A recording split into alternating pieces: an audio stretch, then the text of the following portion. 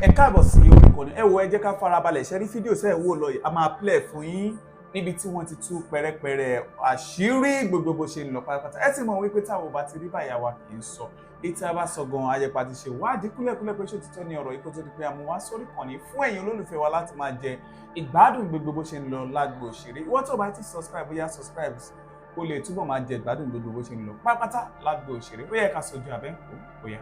For every one of you, please, if you are just joining me for the first time, let me bring you back to what happened, what we are talking about tonight. There's this lady tó lọ sí church Agbala Gabriel. Kò yé yín. Ẹni yẹn ti kọ́kọ́ lọ sí ọ̀dọ̀ ọkọ single mother. She was on our platform yesterday. She explained everything. But torí ẹni tó kọ nonsense mo tún fẹ́ explain for every one of you. Okay? This particular lady only spine problem. A pharmaceutical graduate, a pharmacist, a young lady that just started her life. Unfortunately, issue happened to her. She was not sick. She just started having pains and they rubbed her leg or something, and that was how she became paralyzed. They went to the hospital and they discovered that she had spine problem. Since last year, that lady has been on bed. She could not stand up on her feet again. And told it she funu. Yes, I have WhatsApp. I will put it out now. Please let me just finish explaining to everyone. A pharmacist. Impossible can to travel out. Now the lady had no choice. She went to the hospital. They said they would do the operation for 13 million naira. 13 million naira. This lady now went to a single mother. That's a young guy of her own age mate, 30-something years. Because that lady is about 30-something. She now went to that guy. Oh, you come on, Lori TikTok. Oh, no, follow it. And she went to him and said, please, can you help me out to raise some money? The guy did the show for about 2 times, but the money wasn't enough. I think first time they got 70-something thousand. So the money wasn't enough at all. Nothing to even write home about. And the guy advised the lady, why don't you go to a bigger platform? Because 13 million naira is a lot of money. I've never raised such money on my platform before. And the lady said, okay, that's fine. Let me quickly go. And that guy, said, okay, you can go to Ori Hamzat, you can go to Ayefele, you can go to Agbala Gabriel. You know, he gave her some people that, you know, that are doing well when it comes to raising money. And so she went to Ayefele. She wasn't able, they said Ayefele doesn't deal with medical issues again. She went to Oriyomi, she wasn't able to see Oriyomi. And she went to Agbala Gabriel, somebody that knew Agbala Gabriel. What most of you are doing. See, Ejo mi fẹ́ kí n tó olè tí mi máa tó olè ẹ lọ síbẹ̀ help me to go to his page. He's one of his disciples. He's one of his disciples. Can't you open your ears and listen? Ìkànnì ẹ̀yin èèyàn. Ṣó gbàdúrà nǹkan tó ṣẹlẹ̀ sí ọmọ young girl yẹn kó ṣẹlẹ̀ sí ẹni. You're a wicked person. No, I'm not coming down, Tibinas. It's unfair. You think about it. Kill someone yes, can think critically on that. Now let's go on. The girl couldn't get up. She now went ahead. So she met somebody that knew Agbala Gabriel's wife. And so it was Agbala Gabriel's wife that said, Daddy, help us to bring this girl out. About Besita. And you know Agbala Gabriel has been doing very well. Except that we know, because I've dealt with him before, and I knew right from the first day that this guy is not clean. But because he has his enablers on TikTok, on Facebook, we couldn't say much. Instead, we were begging him. Do you understand? So now let's go ahead now. He started helping this lady. Unfortunately, sorry, guys, please. 4, 7, 4, 4, 8, 8, 9, 4, 9. I've told you that I'm doing show now. Okay. Sorry.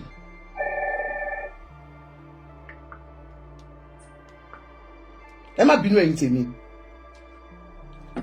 So immediately, now it was the wife that told him that okay, there's a young lady who need help. Ṣe bá wa gbé jáde. Meanwhile, there are hundreds of people in Agbala Gabriel's church. Expect kó gbé wọn jáde, kó solicit owó fún wọn. Get one thing right about this Agbala Gabriel, and I've seen that in him. If he knows your case is not something that can bring in so much money, forget it. It's not bringing you on. Tó bá gbé case ò dàbí case tó lè tètè gbé owó jáde, kò ní gbé ẹ jáde. So gbogbo àwọn tó ti wà ní church here about 2-3 weeks ago, he did a video where he showed everyone. Ó ti remove video yẹn, go to his page on Facebook. Mo ti wọlé ní mi wá bọ̀ bóyá ó wà ní other pages. I still saw that video yesterday. The video he was showing to the federal government that he should come and help everybody here, oh, that people are sick and they need help, they are hungry. That video, he has removed it from his Facebook page as we speak. But me, Instagram and TikTok, so I don't know if it is there. Please help me to my WhatsApp. On that particular page, on that video to show you, okay. There is one albino lady, albino lady, come on, babe. If you saw the albino lady, totally skin cancer. That lady, I saw a video trending today where the lady said, "Owó tó dá fún òun, Agbala Gabriel fún òun, ó fòun gba owó." Go and look for the video now. It's nowhere to be found. I saw the video this afternoon. Out of those people that he brought out, there was a lady that's an albino. I saw a video where she made, I don't know who went to her. If you've seen the video and you copied it, please can you show us here? I've been looking for the video since morning. I can't find the video again. What happened to the video? One of his victims, an albino. Oh, another àwọn tí Agbala Gabriel kó jọ tó ní kí federal government wá help out. He has removed the video from Facebook. And the second video that was trending this morning, tí lady yẹn kígbe pé ẹgbà òun, ó fi òun gba owó, kò dẹ̀ fún òun ní owó. Where is the video? The albino lady cried out. So, my people, I want friend don't sọ̀rọ̀ yẹn ni mo mọ̀ tún relate story yìí fún. Now, ẹ jẹ́ pé mommy ìjà ìbọlẹ̀ ó dà pé wọ́n mọ̀ pa àwọn wà lókè. Once you come up, please mute. This lady now, ìyàwó ẹ̀ ló lọ bá, ìyàwó ẹ̀ wá bá ó sọ fún, ó wá gbé lady yìí jáde. She said she needed 30 million naira. Within 2 days, she was able to get about 2 million. Remember, Agbala Gabriel is a church. And he has a foundation too. If he wants to help anybody for foundation, he will raise money for them. You will ask a question. Why did he allow the lady to stay in the church when that church has no mattress, nothing, they put things on the floor? Most of the people he puts there are sleeping on the floor, sleeping rough in his church. Church,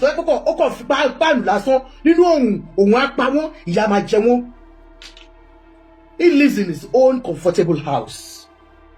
Now, mú lady yẹn sínú church láti lè máa monitor owó tó wọlé ni, because normally ó ti ṣe video fún, ó yá kó padà sílé kẹ́dẹ̀ máa monitor owó tó wọlé kó máa send say. But he did not allow the lady to go back home because they needed to ensure that the money that comes in are being monitored.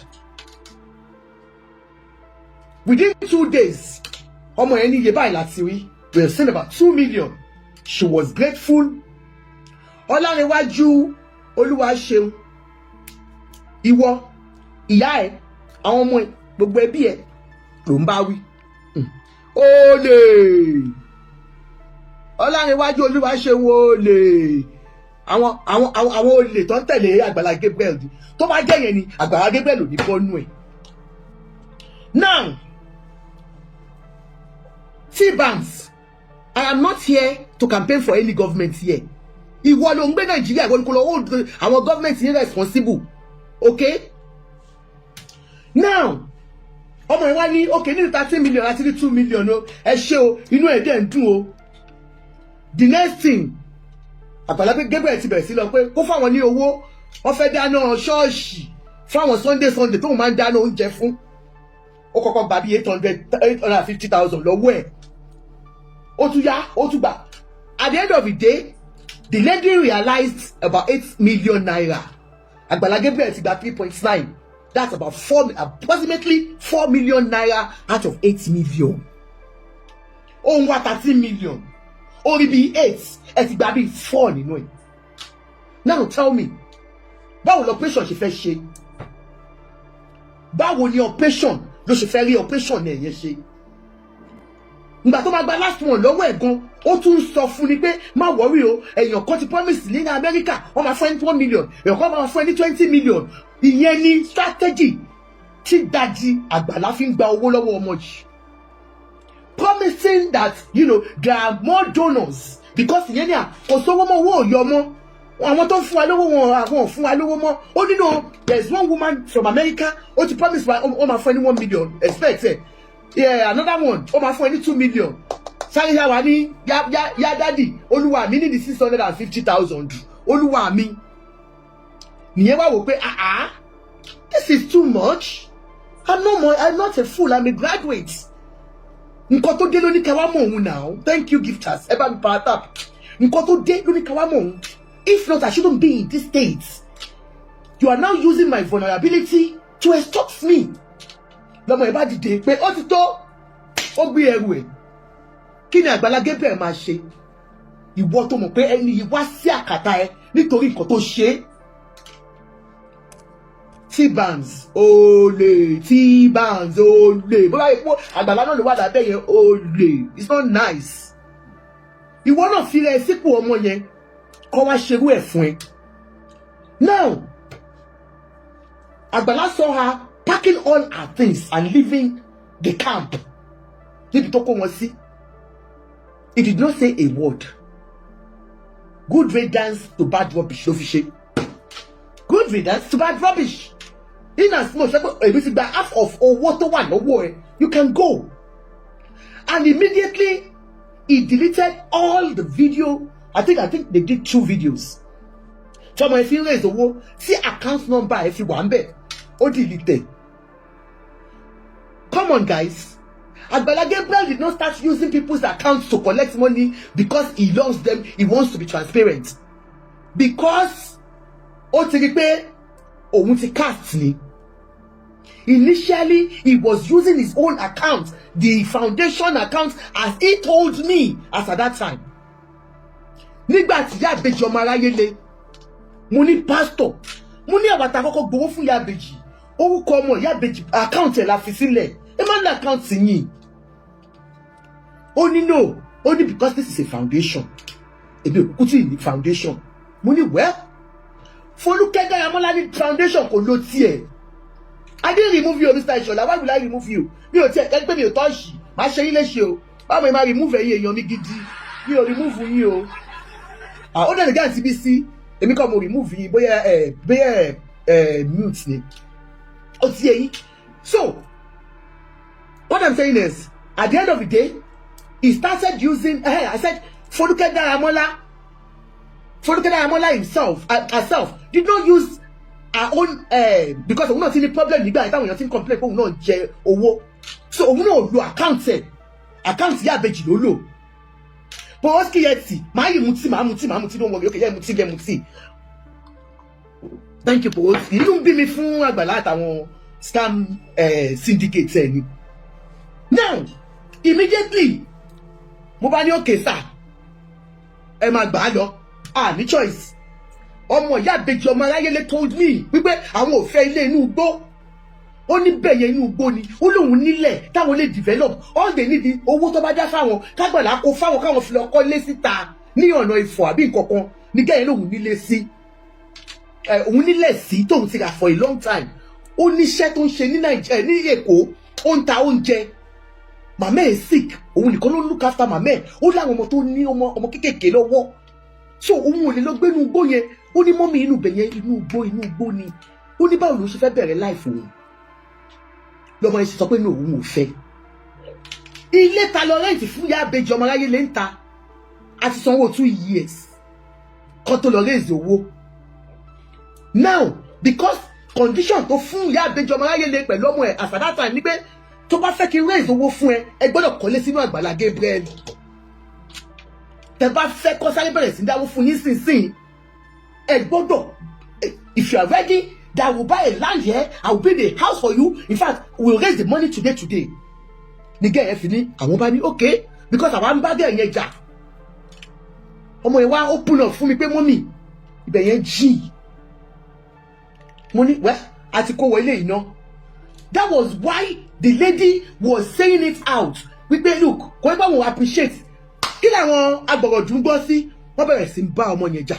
Wọ́n bá àwa tá dáwó ta ṣe kọ́kọ́ ṣiṣẹ́ yẹn ta wà ní díẹ̀ gangan kó tó jagbà mọ́ wa lọ́wọ́ wọ́n bẹ̀rẹ̀ sí bá wa jà bọ́ ẹ mọ̀ pé Àjọkẹ́ màmá ẹ̀ ti kú sómi ò lè jà mo kàn bẹ̀rẹ̀ sí bẹ̀bẹ̀ ni mo ní ẹ má bínú dádì màá pe Àgbàlá Gabriel ní òru màmá pè wọ́n dádì ẹ má bínú sà ẹgbẹ́ ọmọ mi kan jùlọ first born mi jùlọ dádì ni mò ń pè dádì ni mo pè bàbá Àgbàlá Gabriel. Touch not my anointing, do my anointing no harm. Mo ní daddy ẹ má bínú. Kí lẹ wí? Bísí. Àǹtí Bísí. Can you imagine? Mo bá bẹ̀rẹ̀ sí bẹ̀ anointed man of God. Àtàwọn àti àwọn mọ́mì wọn gbogbo àwọn tọ́pọ̀ tó wà lórí wọn. Because immediately he came out and did something. Just what he did níjẹta yẹn tó wá síta yẹn lórí ọ̀rọ̀ ọmọ yẹn ni. Ó sáré jáde. Ẹ̀yin foundation kí lẹ fẹ́ ká ṣe? Wọ́n ní ìyá àbèjì láwọn ò fẹ́lẹ́. Ọmọ wọn lè sọ̀rọ̀ síta. Meanwhile, àti apologize. Ọmọ yẹn ti ṣe fídíò ó ti apologize. Èmi tí mo anchor program ti apologize. Folúkẹ́dá Amọ́lá nìkan ló ní ọkọ òun ní kò má ṣe wẹ̀. In fact, mo tún gbèdì fún lẹ́nu. Torí ká lóun náà ti apologize ni. Bóun náà bá ṣe máa sọ̀rọ̀ nìyẹn pé èmi náà lè lọ pè ní dáàdì. He's a manipulator, he gaslighted you people, manipulator. I am telling you. He's a scammer. So immediately he came out and was saying, ẹ̀yin foundation, èmi kọ́ mo lé owó, ẹ̀yin lẹ lówó, nǹkan tẹ́ bá sọ ni, tẹ́ bá sọ ni, ni mo bá ń gbọ̀n, foundation ẹ̀jọ̀ ìṣàánú wa, orí obìnrin yìí náà fi gbowó, ẹ̀yin foundation, ta ló ń jẹ́ foundation ẹ gbà mí, ni gbogbo wọn bá jókòó pọ̀ lórí platforms wọn. No, Agbala Gabriel, ilé yẹn àti ẹni fúyà bèjì mọ́. Òun ló kó wọn jọ sí foundation àwọn èèyàn tó kó jọ sí àwọn ṣàwáwò èlò kó jọ. Wọ́n ṣe program lórí ṣe ni. Fún wọn bóníkálùkù wọn kọ́lì ó wá gbé fún ṣé nígbà yẹn ó dàbí bíi 4,000 ló ń wò ó jọ náà lọ́hùn ló bá gbé báyìí báyìí.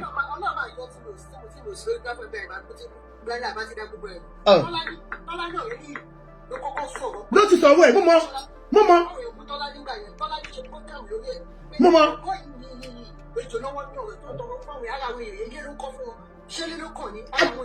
Ada fún yín nígbà yẹn ìyá àbèjì ọmọ aráyé le ń tó fi mú wọn wọlé bẹ́ẹ̀ ní pé ẹsẹ̀ wọn máa dìde wọn máa rìn wọn máa ṣe wọn máa mọ̀.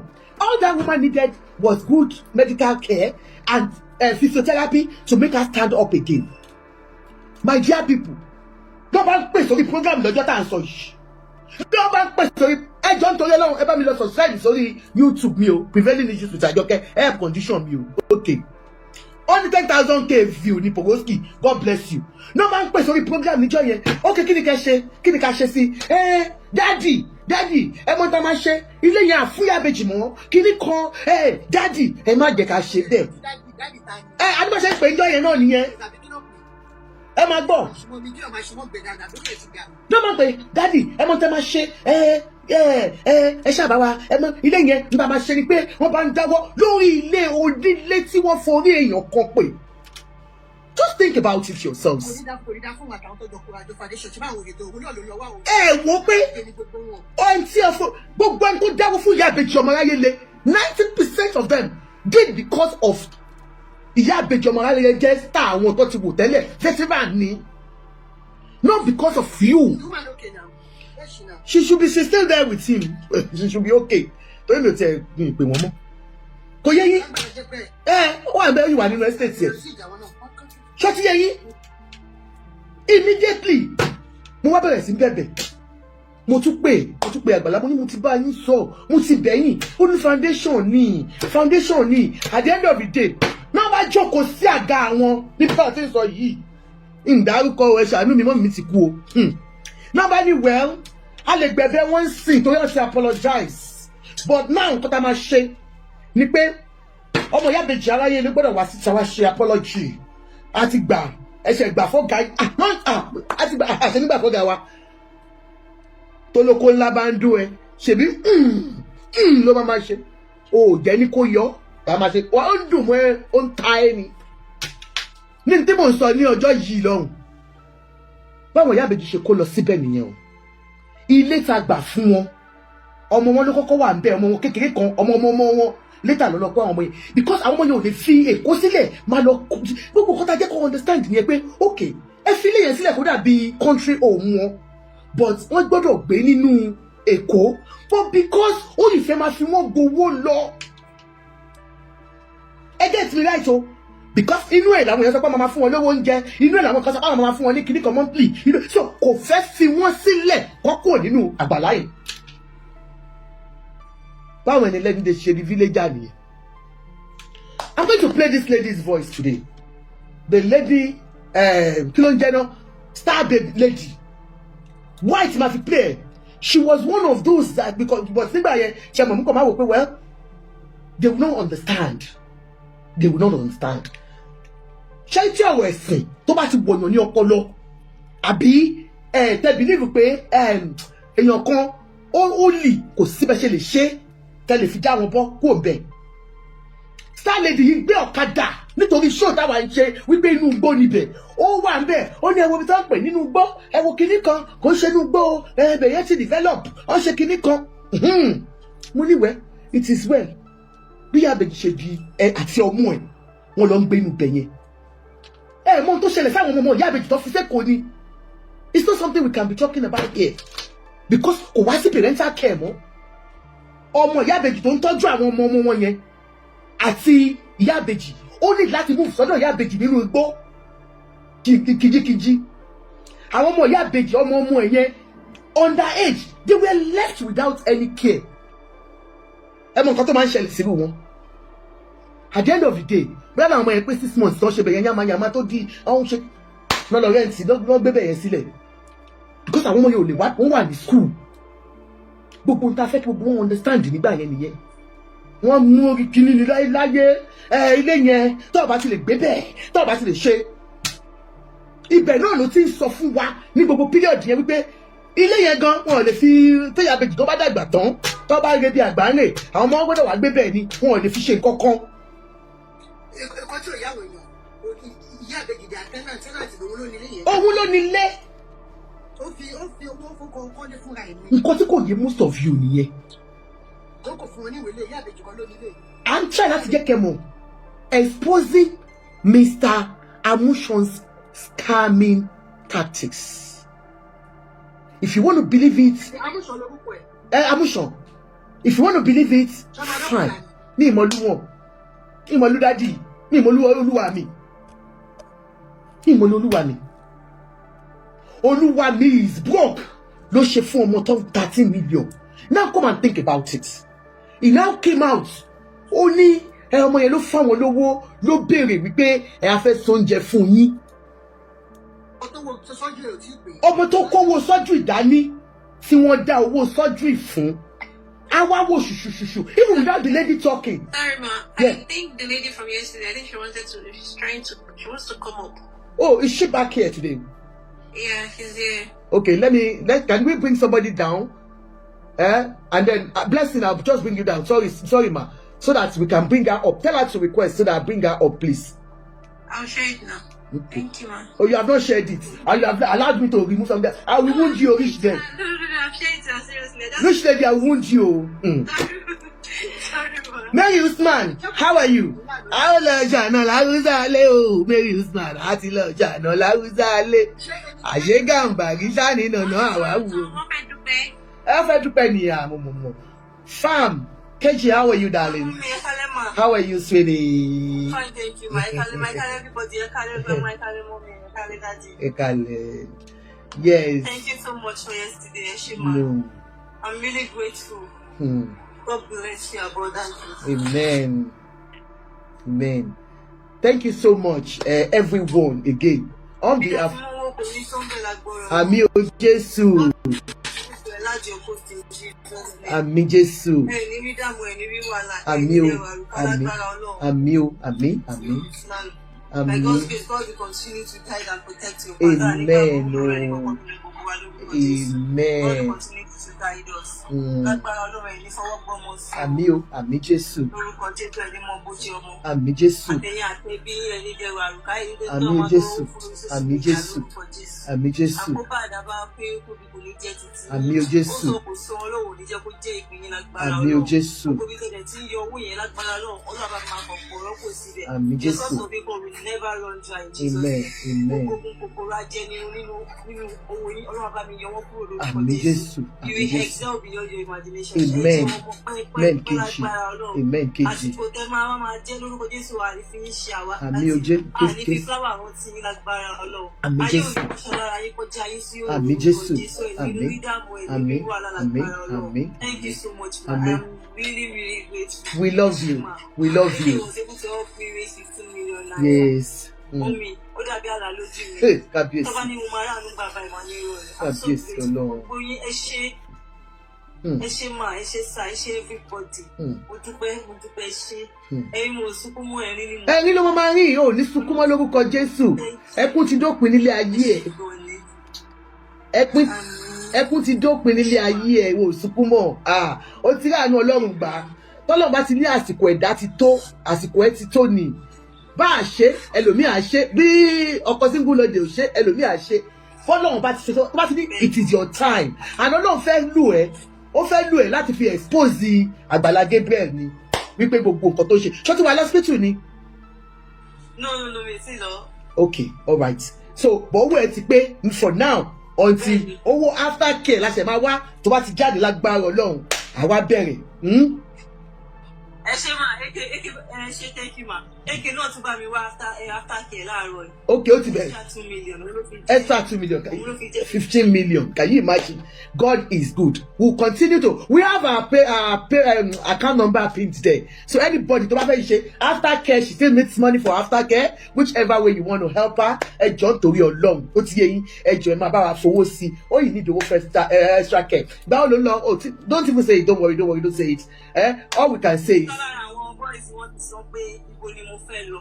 Platform wo ni mo fẹ́ lọ. Tó fẹ́ gbàdúrà owó yẹn kalẹ̀ fún. He said it yesterday morning. Yeah, Agbala Gabriel ló sọ bẹ́ẹ̀. Agbala Gabriel ló sọ bẹ́ẹ̀. AY ló sọ bẹ́ẹ̀ lára. AY ló sọ bẹ́ẹ̀ lára. Tí wọ́n máa sign pé kí n máa fún ní report. Ẹ má jẹ́ kó sọ anything for now. No, not ibi tó ń lọ. Nǹkan tó ń sọ, ó ń ṣàlàyé pé wọ́n fi ìwúṣe yẹ̀yẹ́ pé bolo ti máa rówó yẹn. I know because of this kò sí wàhálà. Go and rest, okay? Don't worry. We'll keep, getting in touch with you. I'll talk to you later, and then maybe tomorrow I'll get in touch with you. Take care of yourself. God bless you. Lord rest, Shugbo. Lord rest. Let me disconnect her. What's it disconnect? She's happy. Thank you, everyone. Let me clap for everyone. Gbogbo ẹ̀yin ijó àánú ẹ ṣàánú fún ọmọ yìí. Lágbára Ọlọ́run, àánú ò ní wá yín tí olórúkọ Jésù. Gbogbo wa pátápátá gbogbo ibi tá àròrè dé ibi tá àròrè sí a máa rí ire Ọlọ́run gbà ní lórúkọ Jésù. Àní rí dààmú ó kéré ó mọ kò ní jẹ́ tiwa tọmọtọmọ. Lágbára Ọlọ́run ò ní wá fi wá tọrọ owó lórí social media. Lágbára Ọlọ́run. And I am just looking at Agbala Gabriel now. This is a lady tó ní ó sọ owó ṣùṣùṣù ó lóun fẹ́ bọ́ àwọn èèyàn nínú owó hospital tó fún. Nínú owó hospital tó fún. Mọ́mí ẹ̀ bá mi ṣe. So ayé ti sáré máa sọ̀rọ̀ Agbala lọ. So all you need to do after care. So I would say, whatever you still have, the account number is still there. Please continue to support her. Continue to support AK. AK, God bless you. You know, I am adopting you as my son here because I can see you're doing well. Humanity is what I appreciate. One thing I will always condemn is rudeness, and we have told you here yesterday about Kimba ọmọ tó bá lẹ́kọ̀ọ́ ṣe, but mo mọ̀ pé lẹ́yìn náà Ọlọ́run fẹ́ fi bí ẹ ga, ó fẹ́ fi ẹ́ hàn. Ó máa ń ní nǹkan téèyàn máa ṣe tọ́lọ̀ máa fi hàn. Ọlọ́run fẹ́ fi ẹ́ hàn ni. Ogún ẹ̀ ò ní wọmi lórúkọ Jésù. Gbogbo àtàǹbá ẹ̀ ṣe náà, àbí ta nífẹ̀ẹ́ ta dẹ̀ ń ṣe nǹkan tó gbé jáde tàbí ẹgbẹ́ ogún àwa náà ò ní wọmi lórúkọ Jésù. Àwọn ọmọ wa náà máa pàdé àánú, wọ́n á máa bá àánú pàdé lórúkọ Jésù. Ẹ ṣe máa láti sọ fún un. Yeah. Calm down. Ati sọ fún lánàá, àti sọ fún ma, àti sọ fún. Yeah, that's the account showing on the thing. That's the account. Ẹ jẹ́ má bá mi fowó sí, ẹ ṣé gan ni. That's the account. So, like ọmọdé ò lè ṣe kó má ṣe ògbó ọmọdé. Ọmọ bíbí inú mi, àárọ̀ àná, mo láti pè bá sọ̀rọ̀ ni. Yes ma. Ẹ máa sọ lọ, ẹ kúkú ní jẹ́ kí n sọ̀rọ̀. Mo máa ṣe gbogbo yín lè ṣe gbẹ̀yìn ni. Ẹ máa sọ̀rọ̀ lọ. Ẹ má bínú. Mo kí gbogbo ilé àti wow. Dr. Bukky. Dr. Bukky. Ẹ jẹ́ bá mi ṣàdúrà fún Dr. Bukky. Ẹ jọ̀ọ́ gbogbo ẹ̀yin tẹ́ wà lórí platforms yìí. Ẹ̀yin tẹ́ wà lórí Facebook. Ẹ̀yin tẹ́ wà lórí YouTube. Dr. Bukky is from US. Ẹ jọ̀ọ́ ẹ bá mi mute sọ mo kàn fẹ́ ṣàlàyé ni. Wọ́n send owó sí mi nísìn for myself ni o, not for you. Wọ́n send ẹ̀ sí orí YouTube mi. Nǹkan tó ṣẹlẹ̀ ní pé ìgbà yẹn tí mo ta bẹ̀rẹ̀ ọ̀rọ̀ justice for Mohbad. She's one of those women that are passionate about, you know, seeing that fìyà jẹ opó.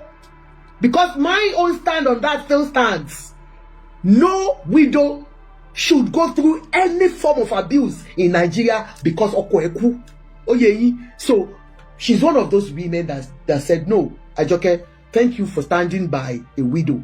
And it's been a long time I saw her, and today she just came on YouTube and gave me big money on YouTube. God bless you, mommy. Ẹ ṣé gan ni o. God bless you. Ẹ bá mi ṣàdúrà fún mommy mi. Dr. Bukky. I'll talk to you later. Mommy, I don't have your number again. Ẹ jẹ́ bá mi kọ sọ hi sí mi lórí àwọn phone numbers mi. Ẹ ṣé gan, mommy. God bless you. Now go on, guys. On ṣàdúrà fún mommy. Thank you, mommy. Thank you, ma. Okay. Ẹ ṣé ọmọ mi o. God bless for Afana Makana Leah. Amen. Sherry, sister mi, ẹ má bínú. Ẹ má bínú. Mo kàn fẹ́ sọ àwọn kankan. Mo fẹ́ call àwọn kan out lórí page yín. Because mo pé page yín is a large page. Page mo fi tẹ́lẹ̀ àwọn Agbala Gabriel ló gbé page yẹn wálé. At least I have like 10,000 followers lórí page yẹn. Nígbà ọ̀rọ̀ Muyideen ló gbé page yẹn wálé. Èmi tí ẹ̀ ń bá mi tí mo ń sọ̀rọ̀ yìí mo ti da court case lórí ọ̀rọ̀ Muyideen pẹ̀lú Agbala Gabriel nígbà yẹn. Wow. Àwa méjì lọ fún ní court case. Wow. Yes. Nígbà tá a ṣe program Agbala Gabriel àti Muyideen. Kẹ́ mo wá wo Ọlọ́run ọba tí èèyàn kò lè predict. Ọba tí kò lè rí díẹ̀. Wà láì mo sọ̀rọ̀ lórí péjì mi ní 5 days ago or 6 days ago pé gbogbo ẹ̀yà platform mi o mo ń kó kankan papọ̀ mo ń kó kankan o pé mo ṣe padà gbé ọ̀rọ̀ Agbala Gabriel bọ̀ lórí péjì yìí o àwọn kan yìí bọ̀ mi tí wọ́n sọ̀rọ̀ Agbala Gabriel fún mi o pé bẹ́ẹ̀ tí fẹ́ ṣe kí nìyẹn pé mo fẹ́ ní evidence because Naija lè wà ká ní wà ní diaspora ní iṣẹ́ pé ọwọ́ òní lè tó yàn. Mo ṣe mọ̀ pé ní ìbàyí bí Gabriel ṣe tó kékeré ibi nǹkan tó ń ṣe ó ju tàgbà nípa 60-70 years lọ. Ọ̀rọ̀ ni mo sọ fún yín yẹn. So ó ní àwọn backup gidi lẹ́yìn. Ṣé wọ́n á ní mo á fi àkókò call out Yalaje courtroom. Mo fa àkókò call yín out. Kí náà ṣe fún yín? Gbogbo kan tó ń ṣẹlẹ̀ yìí ṣe mo bọ́rọ̀ bọ́ ẹ jẹ́ kí n máa sọ̀rọ̀ mi lọ ìjọ ẹ má interject mi jẹ́ kí n máa sọ̀rọ̀ mi lọ. Yalaje courtroom Oyèníkẹ́ Pópóọlá ló ń call yín out èmi ni mo ń call yín out because lórí Facebook ni wọ́n ṣe máa pè mí nìyẹn Oyèníkẹ́ Pópóọlá lórí TikTok kìnnìkan ẹ̀yin lẹ engineer àwọn onígbà yẹn tó fi mú court case wá fún mi nígbà yẹn. Ọ̀rọ̀ tó ṣẹlẹ̀ ní ìsìn àti ìkẹ́ jáde sọ̀rọ̀ ìkẹ́ sọ̀rọ̀ sí o ẹ bọ́ ta fẹ́ gbọ́rọ̀ ẹ̀nù yín lọ́rọ̀ tó sọ gbogbo tó ń sọ lórí péjì Akeem bó ṣe fún yàn ló bó ṣe lọ ń dóyàn ló tẹ̀ ọ́ ó ṣe ń gba owó lọ́wọ́ àwọn tó gbé wọn lọ sí Jerusalem tó lọ drop wọn sí Rome àbí dọ́là ló lọ drop wọn sí gbogbo nǹkan tí Agbala Gabriel ṣe Yalaje courtroom please ẹ bọ́ta ẹ wá àdírẹ́sì torí ẹ̀yin lẹ pọn Agbala Gabriel ọmọ tó ilẹ̀ ń pọ̀n lélẹ̀ ọmọ tó ìpọ̀n lélẹ̀ ẹsẹ̀ rẹ̀ ń wọlé ìyẹn point number 1. Number 2 olójú ọ̀nà àfáà mi fẹ́ wà ní lórí Facebook ẹjọ́ ẹ bọ́ síta ẹ wá bọ́ta ẹ wá sọ̀rọ̀ Agbala Gabriel kan tó ṣe lọ́wọ́lọ́wọ́ báyìí nígbà tí sísà mi nígbà tó yí jáde tó sọ̀rọ̀ àwọn tó gbọ́ ẹ̀gẹ́ sí Muyideen lélẹ́yìí o ọgbẹ́ ara ìmọ̀rẹ́ ni Muyideen àwọn fún ọlọ́fọ́jọ́ lè gúngi ó fún kiri kan ṣẹ́rí tó wá gbọ́rọ̀ Agbala Gabriel fún mi nígbà yẹn tó wá sọ sọ́jà Agbala Gabriel fún mi ènìyàn tí bọ́ta báyìí kò tí ì sọ̀rọ̀ o ènìyàn tí bọ́ta kò tí ì sọ̀rọ̀ gbọ́ tó sọ̀rọ̀ ayé kèrè ènìyàn ò sí lára wọn o ènìyàn ò tí ì sọ̀rọ̀ ọ̀tẹ́ nìyẹn sọ ìyẹn lẹ̀ mí lọ ní o ìyẹn lẹ̀ mí lọ ní o bẹ́ẹ̀ ni mo sọ fún yín ìyẹn lẹ̀ mí lọ ní o bó ṣe wọ̀ yí pé ẹ tí ò bá léyàn ẹ tó bá lẹ́ni lẹ́yìn ní mo sọ lóhùn. God bless you my blood sister my good sister my beautiful sister ẹ ṣé.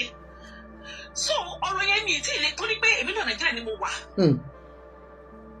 Ṣe àgbàgbà tó mo fẹ́ sọ̀rọ̀ yẹn mo wá sọ fẹ́ nìyẹn jọ̀wọ́ tí èmi sọ̀rọ̀ yẹn lórí péjì mi ni pé ẹ lè bá mi gbé pé ẹ tó ti bá mi gbé péjì ẹ wálẹ̀ ipe mo fẹ́ kẹ́niyẹn fún mi ní evidence kí tó bẹ̀rẹ̀ kìíní yẹn pé tọ́tẹ̀ dé ọ̀rọ̀ court case máa lè show evidence. Mo kàn wá ń pe àwọn tó wá ń support Agbala Gabriel Dubai àwọn kan support ẹ̀ lórí Facebook.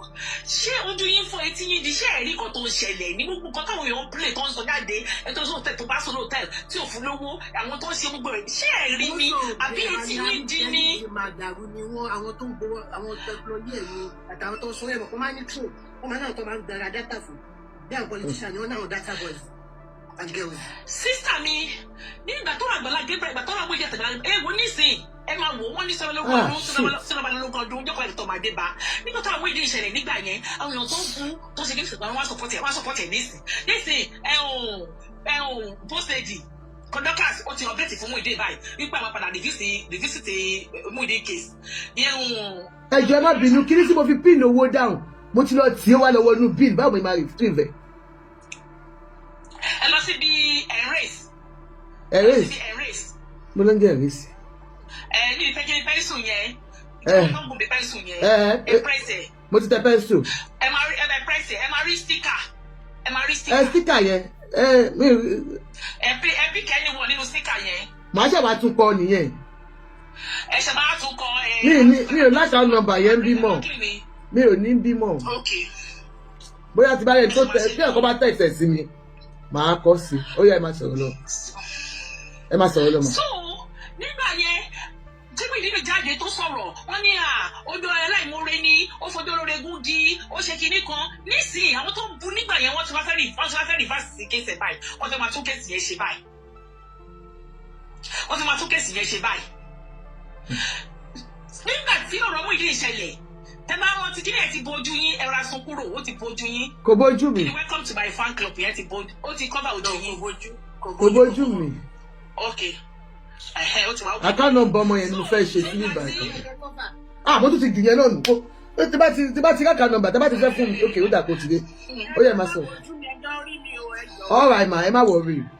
Ó tẹ̀ ti dá. Ní ìgbà tí Oríyọmí Hamzat tí ó lọ sí ṣẹgbọn Oríyọmí Hamzat ló gbé Muyideen bọ́ tàbí káwá pé wọ́n tó ẹgbà sí Muyideen lẹ́yìn. Oríyọmí Hamzat ó yẹ ká rí ọ̀rọ̀ mú ló gbọ́dọ̀ Muyideen síta nígbà yẹn. Nígbà tó Oríyọmí fẹ́ ṣe prógrámù yẹn àwọn èèyàn kan nínú Ìbàdàn tó gbé èèyàn ńlá tó gbé olórin ló ní pé Oríyọmí bọ́lẹ̀ àwọn èèyàn ló Oríyọmí bọ́lẹ̀ lórí nínú ọ̀rọ̀ yẹn kó bọ́lẹ̀ níbẹ̀. Kó bọ́lẹ̀ níbẹ̀ kó má ṣe kínní yẹn. Bí Gabriel ṣe wà yẹn ó láwọn tí ó ní àwọn backup jíjí pé àwọn ará diaspora tó yẹ backup inú wọn ní Kẹ́hìndé Amẹ́ríkà wà tẹ́lá wọn sí Kẹ́hìndé tó ra màálù fún Àgbàlá tó ra màálù fún Muyideen nígbà yẹn inú wọn ló wà. So wọ́n ní group fún Agbala Gabriel tó ṣe group fún gbogbo tó fẹ́ ṣe wọ́n nínú group yẹn wọ́n ṣe yọ ọ́sọ́ náà ṣe yọ gbọ́ bí wọ́n ṣe ní group yẹn báyìí wọ́n ṣe gbọ́dọ̀ group tó wà náà nìkan gbà àwọn náà ó ṣe group fún Muyideen náà gbà yẹn náà. Ẹ wo sísà mi ta ló máa rí ibi ìdùnnú ibi ayọ̀. Tó máa lóun fẹ́ kú òbẹ́. Nígbà tí èmi sọ fún ìgbà tá a pẹ́ sí Muyideen sínú group gbà yẹn láti pé àrọ̀ ilé ẹ̀kíní kan Muyideen ní alájà ọ̀rọ̀ ayé ó sọ̀dọ̀ kọ̀rọ̀ òun lọ àtilé àti ìyàwó. Mi ìfẹ́. Ọ̀dà mi fẹ́ kankan mọ́.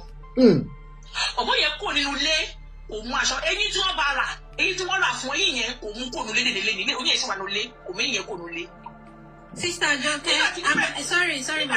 Nípa eyín yẹn, we will try gbogbo ìpátá la máa gbà padà lọ́wọ́. A máa gbé yín yẹn, a máa gbé yín Muyideen lọ́wọ́ bàbá yẹn. Ẹ máa gbọ́ nígbà tí èyí lè wá ìyẹn ṣe máa rí mú. ṣe má bínú àwọn tá a fẹ́ sọ̀rọ̀ ọkọ̀ ẹ̀jẹ̀ ká ṣe ní ṣókí. A gbọ́dọ̀ gbé yín padà. Justice for eyín Muyideen. Justice for eyín Muyideen. Ẹ kọ́ sọ̀rọ̀ tó máa. Ẹ kọ́ sọ̀rọ̀ tó máa. As of today, another person charge the go on also tell go for the 50,000. Ẹ bá mi play yẹn mi tí ì rí yẹn gbọ́. Oh, mi ọmọ sí sí máa check. Okay. For setting that over 50,000 business ni. No, ṣe pé ìkan wà lánàá tó ṣe yẹn òṣòfin. There's another one. Sister Joke Agbole ó dàárọ̀ ẹ máa dé tòló. All right, ṣe ṣe. Oh yeah, one by one now, one by one. One by one. No, on this quarter so. I'm not saying making I'm just making another case that came up against me. No, I still understand. Sister Bisi, what she's trying to say. Auntie Bisi, any sùúrù ẹ jẹ́ everybody ní opinion wọn. Nǹkan táwọn try láti sọ ni pé. Ready? No, not yet. Okay. Omoba, I will disconnect you. I told you once you come up, please mute.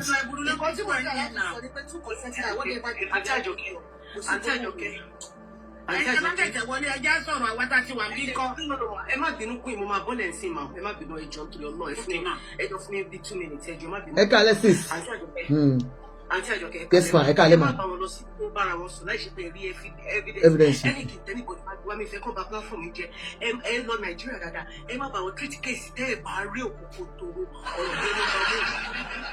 Kọ́ máa gbé mi sí, kọ́ máa jú mi sínú. Ìfẹ́ bàbá wọn káyọ̀ kó tẹ́ ẹ bá rí pépè lọ́wọ́ ẹ̀dẹ̀ rí proof ẹ̀ tẹ́rí kámẹ́rà. Ọ̀pọ̀ pátá àtọ̀ iná àárín proof náà ẹ̀ rí proof ẹ̀. Ẹ dúró tí ọmọ yẹn nìkan ní fẹ́ kẹ́kọ̀ọ́ emphasize lórí.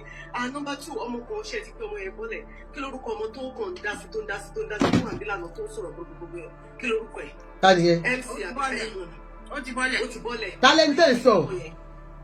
Reach something. Rich baby. Lady kan reach something. Ọmọ bíbẹ̀ tó kọ́kọ́ wọlé tó bá yín sọ̀rọ̀ yẹn. Ẹgbẹ́ ọmọ yẹn sókè kó máa ṣe blabla ní. Mo kọ́ tí mo ṣe sọ bẹ́ẹ̀ inú bí mi ló sọ èmi tí mo fẹ́ tó ẹ̀ ṣe pé mo busy níṣẹ́ ni mo ní mo fẹ́ pè yín. Ọmọ yìí wọ́n tún ti gbé ọmọ I'm sorry, Mr. Rí. Wọ́n tún ti gbé ọmọ yẹn lọ sí ọ̀dọ̀ bọ̀bọ̀ kan lọ́sàn yìí.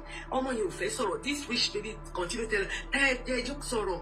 Bọ̀bọ̀ yẹn wá ó ń bẹ̀rẹ̀ sí. Mo ní kí ló ń ṣọmọ iná ọmọ whatever kí lórúkọ ẹ̀ tí nǹkan incident ẹ̀ tí nǹkan kan happen sí. Kejì. Mo ní kí ló ń ṣọmọ iná tó ẹ tó kàn rìn káàkiri. Inú bí mi gan mo kúrò bẹ́ẹ̀. Mo mọ̀ pé bóyá àwọn èké ló máa lọ bí. Ó fẹ́ kó má bàa ṣe àkímù jẹ. Ọmọ yìí ti Please stop, man. Please, man. With due respect, you don't know what happened. That guy was called. Wait, okay. You asked me not saying your motto bay. I don't like that No, rich baby, this woman, rich baby, please, can I? Which other platform have you seen apart from that one? Which other platform have you seen? Emma Bina, auntie, give me any suru. Listen, let me explain, please. I don't like it. Let me explain. Rich baby, let her finish talking. Rich baby, hold on. Oh yeah, Emma Savala, mommy, give me. Please, rich baby, hold on for me, darling. Wọ́n ló ń sọ àwọn ìlú sọ fún pé kó tọ̀ gbogbo yìí there is a guy gbogbo wọn fẹ́ máa fi ọmọ ìtajà ni ó dẹ̀ máa máa mẹ́sì ní ìtẹ̀ní kẹfì ní ìnífẹ̀kẹ̀ wà ní kẹsì tó bá wà mẹ́sì I don't want it. Okay. This platform is typically adult class platform is not for anybody. Tí o bá ṣe pé ọ̀rọ̀ abiyamọ ni we will not ní ọ̀sán ìbọ̀bọ̀ yẹn ó tún wá pé kejì the kejì don't wanna talk you rich baby continue telling her pé kó sọ this story ṣe jẹ́ kejì tí wàá ṣe wá bẹ̀rẹ̀ láti the beginning this guy bóyá ló ní ju èèyàn 15 lọ fẹ́ máa fi kúrò platform nínú. Mama ti sọ fún mi pé kó keep quiet now. Can I say something please? Can I come? Wait, let her finish. Rich baby, you will talk, darling. Don't worry, you will talk. I'll give you your time. Any suru. Gbogbo ẹ̀yin abiyamọ ẹni suru no, oh God. Mo sọ wípé mi ò lè tí mo bá ti sọ̀rọ̀ tí gbogbo ẹ̀ bá sọ orí máa ń fọ́ mẹ́jọ mà. Mommy Queen ẹni sùúrù. Ó yá jẹ́ kí àti give me a finish ọ̀rọ̀ yìí. I don't want you to be messy with them because if this lady keep on going to one platform and one platform, this thing is going to be messy. And Agbala Gabriel, win the case. Okay, that's fine. And I said, I'm going to call you this afternoon. I'm going to tell you this like a bon and not about that small. Because immediately to one going to go up with a key. Why should we walk with what for one? You want to one baby when I reach baby, you can't the platform. Okay, wait, this baby, let her finish. Mommy, check this out. Mommy, me. Don't go to another platform. Okay, all right. Go to another platform. All right. Okay, ma. Any sùúrù ẹ má jẹ́ kó dákẹ́ go ahead. Any kó bọ́ any sùúrù fún please. Any sùúrù. Uncle Shola jẹ́ kó explain ara ẹ̀ no. Ó yá. Do no to explain. Mi ma lọ sùn mi fẹ́ má bínú ma fẹ́ lọ sùn. Ṣé rí nǹkan tá tó bọ́ ní ṣe sọ. Like I come here yesterday, let me there to pé ẹ ṣe dáadáa fún wa. Ọlọ́run tẹ́ ká wa lórí ọ̀rọ̀ ọmọ yẹn àti rówó. Gbogbo nǹkan tá fẹ́ Ọlọ́run ti ṣe inú wa dùn gbogbo alájọjọ́ kún bẹ̀yẹn. Adé wọ́n ọmọ yẹn kó lọ sí mi. Ẹ tó máa ṣe jọ surgery. Kí ló ń wá? Ṣé ní platform tá ti yín sọ? Èmi nìkan mo ló bá wọn jà ń bẹ̀ yẹn bàbá yẹn mo mú shit ẹ̀ pé ẹ̀yin ọkùnrin ṣé ní platform yẹn Agbala Gabriel ló ní indirectly. Thank you. God bless you. Thank you. I'm telling you. No, I'm not supporting you. What you did is wrong. I'm not saying you're supporting me. Wait. Just let them talk, please. Ejo, auntie, Sisi, Nigeria, this is our George program. I love it. I'm telling you, me the Kimba on Relatio ni Kimi. You know, need charity program. Or me, ni do it to her. Cherry Benny. One saw the or a fat or a Muslim. I'm a Muslim to the core. Me, the issue religion by God. Right? What happened that platform? If you go pay Hakim Lola, a man that take money in the case. She told about a good giant. Told on the Kenyan, your man Jack Kenny. But when the world come, only we are now looking for justice. One fair man got a fair shit. But there's a form of key Agbala Gabriel, Gonga, to the Molai, to the moment we turn up.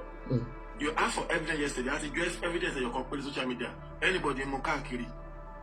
Evidence is go on my as 600,000. It's enough. Yokun Amadake. Ijaye Ololomaja. The guy was asking silly question on you. Maybe that silly is not for you. You will answer much Gokewa.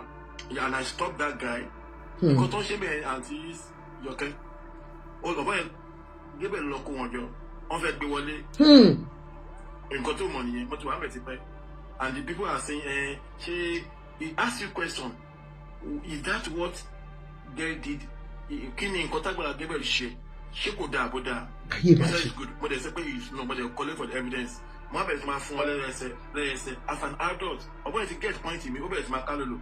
But there's a form of money pay at a large take away, at a fat take away, and to back by door and contotion my cushion. Contotion my show going.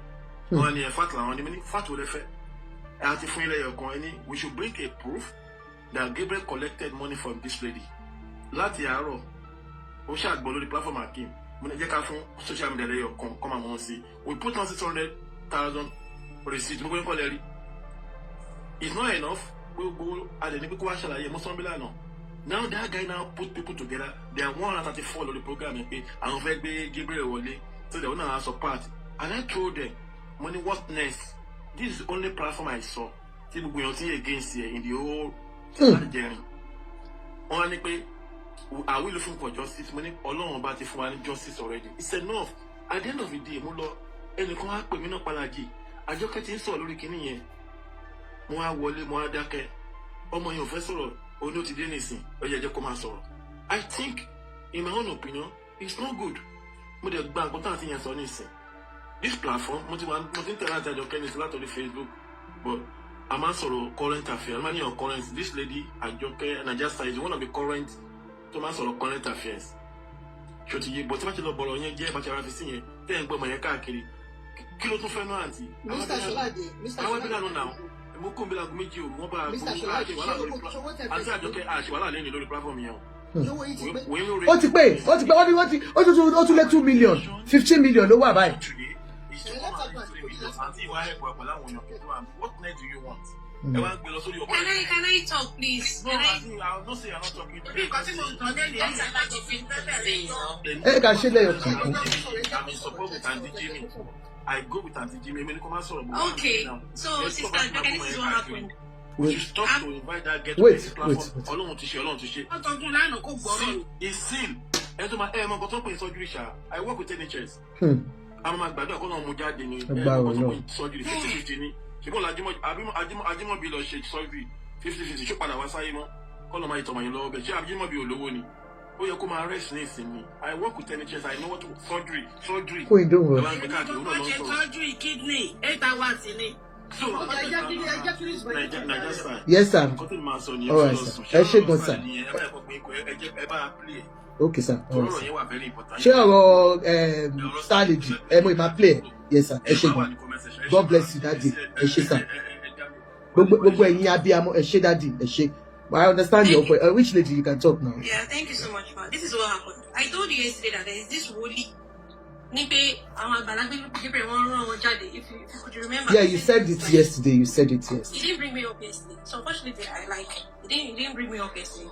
I saw the live today. Then I sent a request. Obìnrin was okay. So my Obìnrin was okay. One shall for one no, but you don't support him. What he did is very wrong. KJ, that lady, she comments. I did not say come here and come and explain because I don't think you know what happened. So but more anything on side more than okay because even my ego said come total see Ogbalo see Agbala Gabriel so it's just like all is siding him. She understand. So she was there and I said, oh come and explain yourself. Like come and say the amount, the total amount. That was what you can ask her. Since yes, I've not even talked to her, you can ask her. That what happened. Okay. That's what happened. Come and say the total amount to this man. So like because he said it's when he has Agbala Gabriel number. And then I said, since they pay any number Agbala Gabriel, you call him on live. This is the amount. How is he going to pay? People that was on that live could bear me witness. This is what happened. Okay. It's not as if I'm taking out to every platform.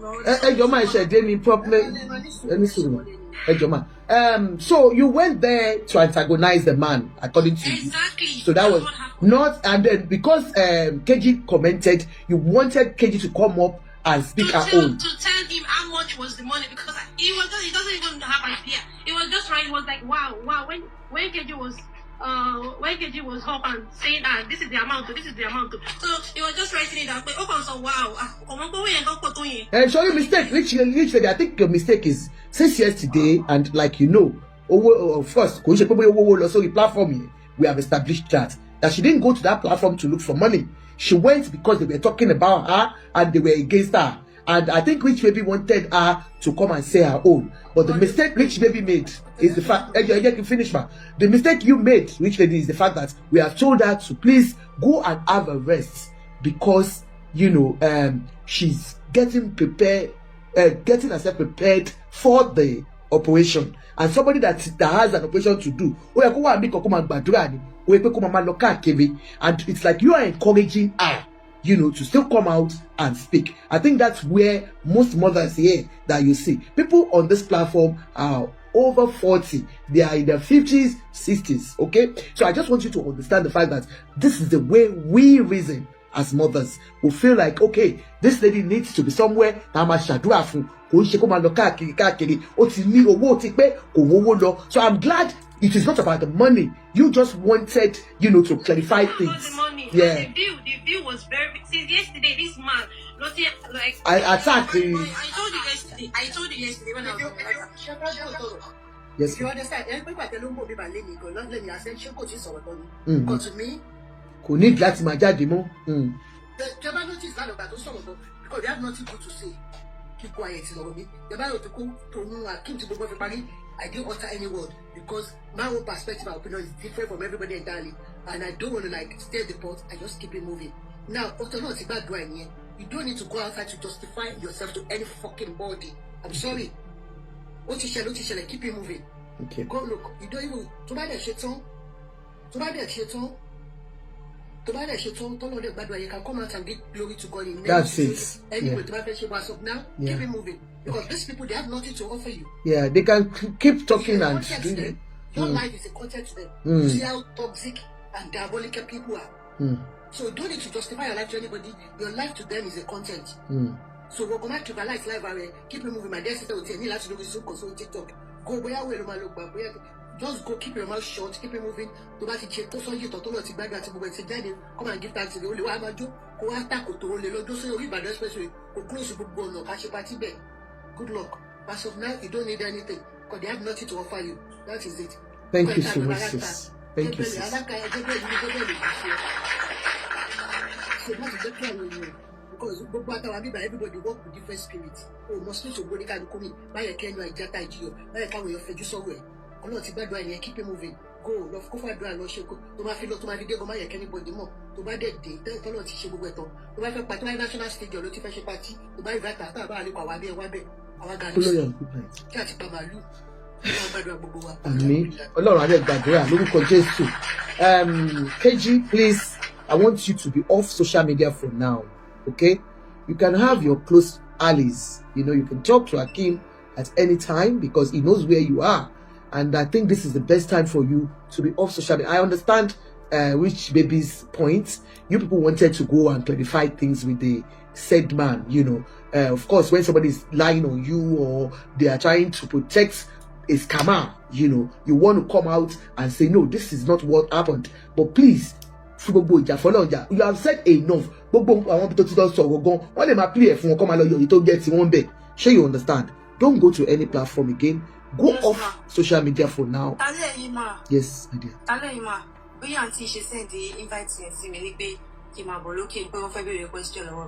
Immediately most of me why. Most of me case sorry. Because I won't go live, I won't go ni wọ́n sọ wá bá mi lánàá ní pé ẹ ń wá mi ní orí platform yín. Ní pé wọ́n need account number mi. Òun ni mo fi lọ bá èké ní pé èké ẹ fún mi ní account number yín. Wọ́n ní pé àwọn ènìyàn wọn wà ní orí TikTok tó need account number mi tó fẹ́ send owó sí. Èké wá ní kókè wọ́n fi jókòó account number wọn fún mi. Lèmi àti wọ́n fi mi wọ́n á share live sí èké tí èké fún wa.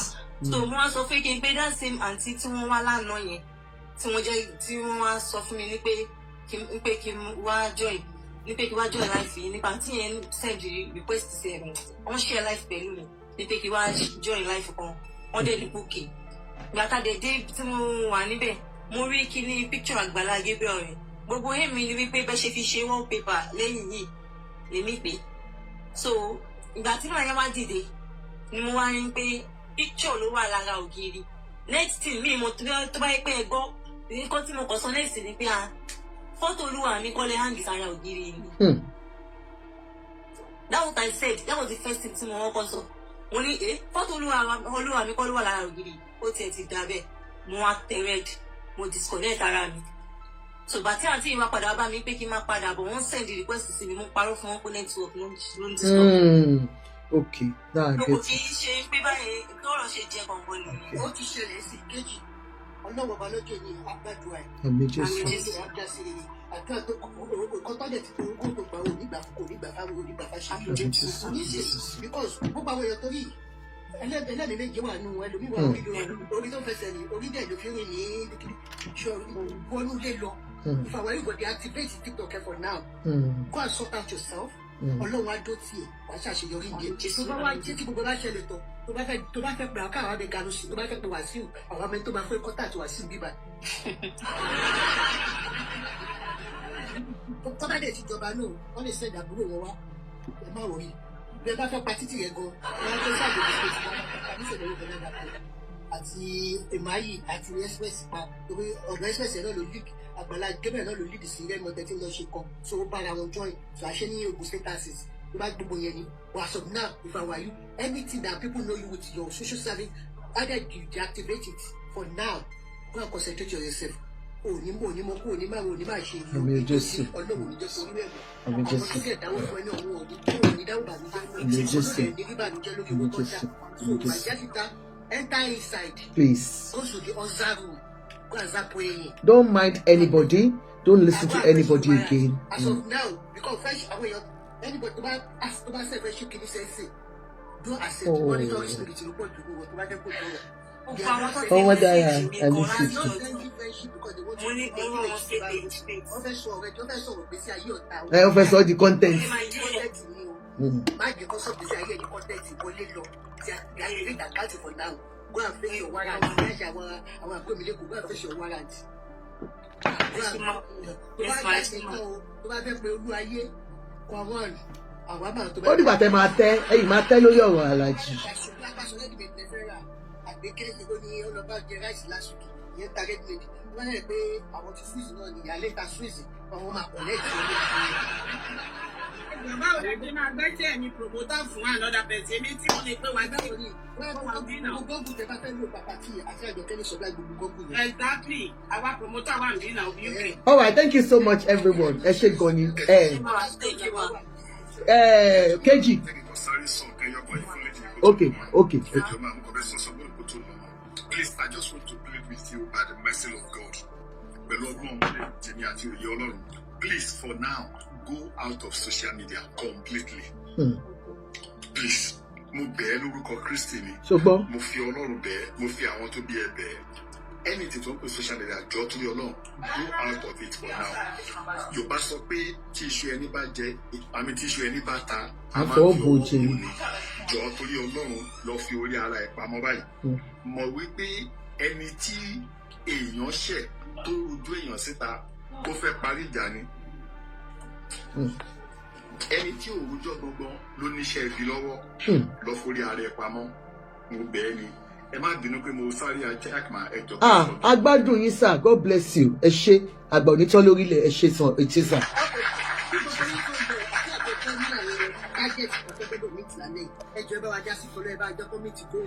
Oh yeah, ẹ máa rà.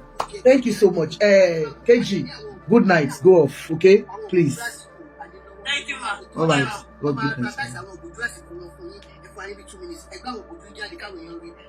you. Ẹ yẹ kí n disconnect Kejì náà kó máa lọ ti lọ. Ẹjọ́ ṣé mo lè sọ̀rọ̀ kan kí Kejì tó lọ? Ó ti lọ. Ó máa gbọ́ lọ, ẹ má wọrí, máa gbọ́. Ẹ máa sọ̀rọ̀ lọ, ó ń gbọ́. Ṣóyè yín, ó wà hàn bí. Ẹjọ́ ṣé mo lè sọ̀rọ̀ kan kí Kejì tó lọ? Ẹ ń gbọ́ yín, ẹ máa sọ lọ mà. Okay, Kejì, ẹjọ́, advice mi fún Kejì ni pé tó o bá kí n wo social media àbí àwọn fracas àbí àwọn nǹkan tó ń ṣe tẹ́lẹ̀tẹ́lẹ̀, anybody bá pè é yàtọ̀ sí platform Akeem tó ti dá owó fún ẹ àti this platform tó tún ti bẹ́ẹ̀ solicit fún owó má ever bá any one of them sọ̀rọ̀. A lot of them, they are bloggers, they are content creators, and they are into all these fracas. Wọ́n mọ̀ bọ́rọ̀ yẹn ṣe ń lọ, wọ́n mọ̀ nǹkan tó yẹ kó sọ, wọ́n mọ̀ bí gbogbo wọn ṣe lè pawọ́pọ̀ kó support ẹ̀ kó fight Agbala Gabriel bọ̀ wọ́n ṣe. And they have the reason tó ń ṣiṣẹ́. Wọ́n máa wúra wọn wò pé ta ló ti support, àwọn wo ló lẹ́nu, àwọn wo ló ti support, àwọn wo ni ò support, ẹ má jẹ́ ká sọ̀rọ̀. And secondly, wọ́n ṣe dáwọ́ fẹ́ lórí platform Akeem yẹn. Akeem náà láwọn ọ̀tá àti tiẹ̀. Ara máa ta wọ́n wípé òun ló ṣe tó gbé e síta táwọn èèyàn dẹ̀ fọwọ́ tó ṣe. Because wọ́n gbé platform tí wọ́n ní, they want to take the glory. Because they can't take that glory, so they won't be part of your success story. And they will be waiting for you to bá ṣe any small mistake báyìí. Ìwọ àti Akeem, wọ́n máa gbé yín ha ẹnu, wọ́n máa fà yín. So advice mi fún ẹni pé most of them will come back, or they will still come back like friend enemy. They will still come back láti sọ pé a fẹ́ support ọmọ ìwá oyá wá sọ̀rọ̀. You don't see any of their support. Ọ̀nà mo sọ, they will come. They will definitely don't do WhatsApp call, don't do phone call, they will record. Tó bá ti wá, wọ́n máa record ẹ̀. Wọ́n máa sọ pé àwọn fight the battle. They are not fighting your battle. Wọ́n máa kọ́kọ́ ṣe báyìí next thing. Wọ́n máa kọjú sí ẹ next thing. Àwa di pé wọ́n gan ọmọ ìyá aláìmoore ni wọ́n máa pè é. Wàá fi gbígbọ́ ṣe aláìgbọ́. Má bá anybody sọ̀rọ̀. O ní platform táwọn àwọn náà ní platform tó ti lè ṣe tí wọ́n máa sọ̀rọ̀. Ẹni sùúrù. Àti ní sí ẹyẹ kan sọ̀rọ̀ sódà sáà. Ẹ jẹ́ kí àwọn tó bá ṣe tiwọn tó bá ń bú ẹ báyìí kó máa wo ṣó wọn báyìí kó máa bú ẹ. Má ẹ̀ bá dáhùn. Àwọn Akeem àbí Naija style àti kí n tó ti solicit owó fún ẹ. Àwọn ni kò bá sọ̀rọ̀, àwọn ló máa bẹ reply wọn. Tó bá pè é má gbé call anybody, wọ́n fẹ́ fún ẹ lówó gan, má gba owó wọn. Ẹni tó bá ti lè rí ibi tó ti kàkáǹtì sí tó bá ti lè fún ẹ ní owó lórí online, kó má pè é láti fún ẹ lówó directly. Má jẹ́ kí anybody pé àwọn mọ̀lẹ́bí ẹ má jẹ́ kó bá wọn sọ̀rọ̀. Because àtọ́jọ́ Friday láti Friday tó ti ṣe láìpẹ́ làwọn èèyàn ti message mi. Má dá wọn lóhùn, má gbowó. Ni wọ́n ti message mi ní WhatsApp náà. Má dá wọn lóhùn. Pátápátá bó ṣe ń drop mo ń screenshot mo ń send ẹ̀ sékè. Àní má dá wọn lóhùn. Àwọn fẹ́ ṣe interview mi. Mo ní pé please if you want to say anything kò bá àwọn tẹ́ bá fẹ́ sọ fún mi mo ní please ẹ lọ bá ọkọ àwọn sí Don't even reply anybody. Don't reply them. They reply àwọn tó bá tún reply àwọn wá tún fi ìwọ́n á tún lò against them. Tó bá ti write ẹ̀ ṣe automated message we are not available please call back àbí ṣe kíní call back. Ṣé bẹ́ẹ̀ o máa attend sí any one of them. Ẹni tó bá fẹ́ fún ẹ lówó tí o bá ti lè fún ẹ lówó lórí line tó post lórí account number tó post kàn keep owó wọn. Gbogbo àwọn tó ń dìde tó ń make post fún Agbala Gabriel pé wọ́n ń bọ̀ fún Agbala irọ́ náà pa. Wọ́n fẹ́ attention ẹ̀ náà wá attention tó bá ti lè get attention báyìí wò tó bá wọ́n ṣàìdẹ̀ fún 1 week wọ́n dẹ̀ máa nù ẹ́ lẹ́gbàá fún 1 year wọ́n máa fi nù ẹ́ lẹ́gbàá. Tó má bá anybody sọ̀rọ̀ láti èní ìlọ. If there's anything tó bá fẹ́ sọ ọmọ Naija kìíní kò dẹ̀ mọ Akin lọ bá wọn sọ fún àwọn yẹn máa bẹ́ẹ̀ sọ anything tó bá any message tó bá ní jẹ́ kọ́ bẹ́ẹ̀ bá fi wọ́n fún ààrẹ go inside. Ṣé ti gbọ́ kejì? Àmì ò Jésù. Lórúkọ Jésù. Ṣé nǹkan tí mo sọ yìí? Ìgbà tó gbọ́ ẹ bá dé ẹ̀mí ẹ̀ ò ní pín. Àmì Jésù. So torí wọ́n dúró bí ẹ̀ but Ọlọ́run ti dúró síbẹ̀ dì wọ́n. Ẹ ṣe ẹ kó máa lọ ṣé kó máa lọ ẹ jọ lọ sùn ṣùgbọ́n my dear don't come up o tí bá rí ẹni máa ná ẹ o. Bẹ́ẹ̀ ni ma. Ó yá.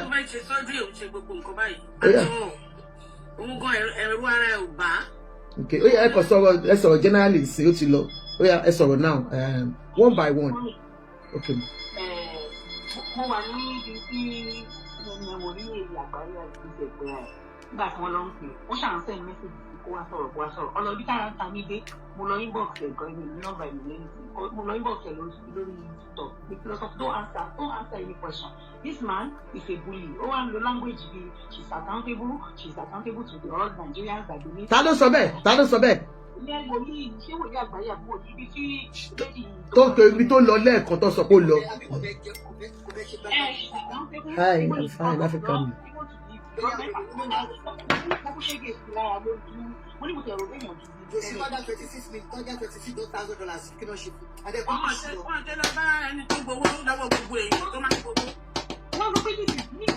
Don't bully her using people that donated. She want to donate to her. You the one that donated to her. One of them, you're accountable. She's accountable. Oh, my gosh, ṣàlàyé owó tó gbà bí Gabriel ṣe gbowó lọ́wọ́ ẹ̀. And then your friend sọ pé ó dẹ̀ fún more receipt to her. And kìíní kan ṣé mo arákùnrin ta mi pé this girl she doesn't need it. She doesn't need it.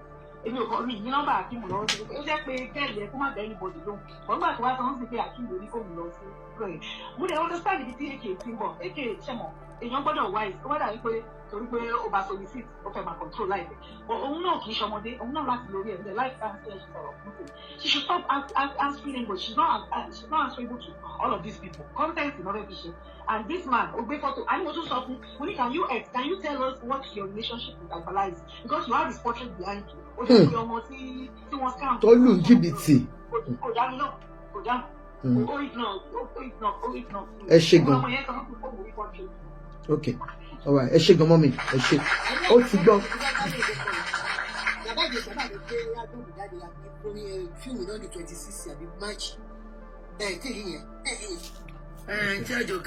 Ẹ káàsán máa ò ṣe wà ókè mà. À ń gbọ́ yìí. Yes ma. Yes ma. Ẹ̀yin gan lẹ ṣé jù. God bless you ma. Àmín. Ọmọ kejì ni mo lọ́rọ̀ ọba sọ ó ti lọ́nà bẹ́ẹ̀ tó bá ń gbọ́ ó dàbẹ̀ pé mo fẹ́ rí kejì gan ní aláṣejù kan pẹ̀lú àwọn ibi tó ń lọ ìwọ tó mọ̀ pé ó strong torí mi ní sọ pé ó sick ó strong ni ó mọ̀ pé ó strong health ẹ̀ ò gbé gbogbo rẹ̀ gbé tó ń wí káàkiri yìí gẹ́gẹ́ bí ẹni tí lady tó sọ̀rọ̀ láìpẹ́ yìí sí pé wọ́n kàn máa fọgbọ́n wá ẹni orí ọ̀sẹ̀ kan náà máa ṣe fún ẹ wọ́n á díràjì ọdún 13 òní ọlọ́run jẹ́ kọ́tẹ́ ẹ̀bùn mi. The best thing náà ni lady tó sọ̀rọ̀ lẹ́ẹ̀kan yẹn ti sọ ó máa ń kó deactivate gẹ́gẹ́ bí nǹkan tẹ́yìn náà sọ kó deactivate account yẹ kó lọ wábi jókòó sí kó lọ rest kó lọ ṣe kíni kó wá àwọn wòlíì tó máa wà nù prayer fún. kò ní ìdẹ́sẹ̀ kò ní ìdẹ́nu òní kó gbàgbọ́ parí ẹ̀ kó máa lọ. àti ẹ jẹ́ kó sọ̀rọ̀ tán káwá dá sí i. So tó bá jẹ́ pé oní church tó ń lọ ni it's all well and good tó bá ní family wá ṣàlàyé tó máa ṣe prayer fún èmi ò ní kó tún tojú bọ church kankan lọ ibì kan náà ló lọ tí wàhálà ṣẹlẹ̀ yìí so ó wá àwọn family tó máa ṣe prayer fún máa lẹ́yìn ló máa ní ìyàwó máa ní bàbá dẹ̀ máa láwọn àbúrò so tó bá fẹ́ ṣe everything fún báyìí náà prayer náà ló máa fi solicit gbogbo ẹ̀ tó máa ṣe prayer fún tí gbogbo ẹ̀ náà máa lè wà successful kó ṣàkànjókòó ara ẹ̀ jẹ́jẹ́ kó yé lọ káàkiri kó yé rojọ́ kiri kó jókòó jẹ́jẹ́ ìbọn Àgbàlá ẹni sùúrù Àgbàlá gan ò jókòó torí kíní yìí ó ti fún ní problem láti jẹ tàbí jẹrin báyìí sleepless night ló máa ní lọ́wọ́lọ́wọ́ ìgọ́sẹ̀ eléyìí ju ti mú ìdí lọ ìgọ́sẹ̀ eré ló ń pè kò dẹ̀ ń ṣeré mọ́ so wọ́n máa rán àwọn èèyàn náà sí tàbí pé bóyá wọ́n fẹ́ help lady yẹn wọ́n máa lọ bọ́ sí abẹ́ wọn wọ́n máa lọ ṣọmọ lọ́mọ ń jàǹbá so Naija Style àti Akeem ẹ̀ láti wá bẹ̀ ṣe máa pe kéjì privately kan fóun gangan ní wọ́n ní ó ń rojọ́ jù ẹnu òun gangan mú báyìí pé nǹkan ń ṣe gan lásán yìí we know. It's okay. Ó ti tó mọ́ mi ẹ̀ má wọ̀rí ẹ ṣe gan ni user ẹ ṣe mọ́ mi àgbáyé adalẹ̀ ó ti gbọ́ mi fẹ́ ká overflow the issue yìí ṣó ti yé yín mà. Ẹ jẹ́ àfi bàbá we are not talking about Baba Ijesha here now aunty please let's face this one. Ẹ gbàgbé ọ̀rọ̀ Baba Ijesha ó máa wà okay a máa sọ tiẹ̀ níjọ́ mi. Sherry now the issue now we have here now is it's been resolved. She understands it now. She's not coming out again. Ẹjọ́ nítorí Ọlọ́run ní bá dáadáa gbogbo wa jẹ́. Mo understand points gbogbo wa so ti yé yín. Ẹ jẹ́ àgbọ̀ star girl lórí ọ̀rọ̀. Yeah, we are revisiting all his atrocities. And like I told you all, right from the onset, lọ́rọ̀ ìyá àbèjì ọmọ aráyé le. Ẹ̀yin olólùfẹ́ rẹ̀ wo a ò ní rí jù báyìí lọ ó bá tún ṣe ń lọ báyìí a máa bù yín gbọ́ lọ́lọ́kan òjọ̀kan ó dàbọ̀.